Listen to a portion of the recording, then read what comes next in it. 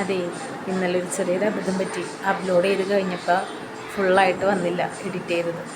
ഇന്നലെ ഞാൻ പറഞ്ഞു നിർത്തിയത് കാലെ പിടിച്ച് കൊട്ടാനായിട്ട് വന്നപ്പോഴത്തേനും അത് ദുർഗാദേവിയായിട്ട് എഴുന്നേറ്റിട്ട് പറയും, നിൻ്റെ അന്തകൻ ജന്മെടുത്തിട്ടുണ്ട്,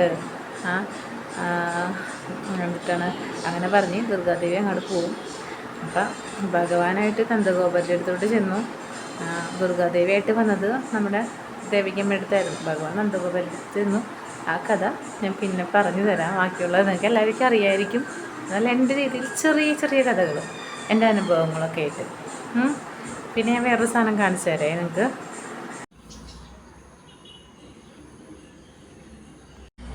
ഞാൻ കാണിച്ച അരയാൽ കണ്ടില്ലേ, അത് എൻ്റെ വീടിൻ്റെ കിഴക്കോശം വന്നതാണ്. ഞാനതെടുത്തിട്ട് പടിഞ്ഞാറ് തെക്ക് മൂലയിൽ വെച്ചു. ഏതോ ഒരു യൂട്യൂബർ പറയണ കേട്ടിട്ടാണ്. പക്ഷെ എനിക്കറിയില്ല കേട്ടോ, അരയാൽ വീട്ടിൽ പിടിക്കാൻ പാടുണ്ടോ. ചിലർ പറയും അരയാൽ പിടിച്ചാൽ കൊള്ളില്ല എന്ന് പറയും. പക്ഷെ എനിക്ക് ഭഗവാന്റെ ഇതായതുകൊണ്ട് തന്നെ ബ്രഹ്മാവ്, മഹാവിഷ്ണു, മഹാദേവൻ ഇവർ വന്നിരിക്കുന്ന സ്ഥലമാണെന്ന് പറയുന്നുണ്ടല്ലോ. പിന്നെ ഭഗവാൻ കിടന്നതൊക്കെ ഓർക്കുമ്പോൾ എനിക്കത് കളയാൻ തോന്നിയില്ലായിരുന്നു.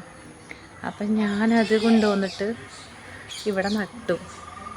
അങ്ങനെ വീട്ടിൽ വെക്കണോണ്ട് വല്ല കുഴപ്പമുണ്ടോയെന്ന് നിങ്ങൾ ഒന്ന് പറയുമോ കമൻറ്റിൽ, ആർക്കെങ്കിലും അറിയാമെങ്കിൽ. ഇവിടെ നിറച്ചതേ ശംഖുപുഷ്പവും അതേ കണ്ടോ, തുളസിയും ചെമ്പരത്തിയും മാത്രമേ ഉള്ളൂ. പിന്നെ കുറേ പുല്ലുകൾ ഇങ്ങനെ പടർന്ന് പിടിച്ച് വരുമ്പോൾ ക്ലീനാക്കും. വീണ്ടും ശംഖുപുഷ്പമൊക്കെ താനേ വന്നാണ്. തുളസിയും അതെ, നിങ്ങൾ കണ്ടായിരിക്കുമല്ലോ തുളസികൾ. ഞാൻ എപ്പോഴൊന്നും ഭഗവാനെ കൊണ്ട് കൊടുക്കില്ല കേട്ടോ. എൻ്റെ ഭഗവാനെ ഞാനിവിടെ വെക്കും. അത്രയൊക്കെ തന്നെ. കമൻറ്റിലൊന്ന് പറയണേ അരയാൽ വീട്ടിൽ വെച്ചാൽ കുഴപ്പമുണ്ടോ എന്നുള്ളത്. ടാറ്റാ, ബൈ ബൈ, ഹരേ കൃഷ്ണ.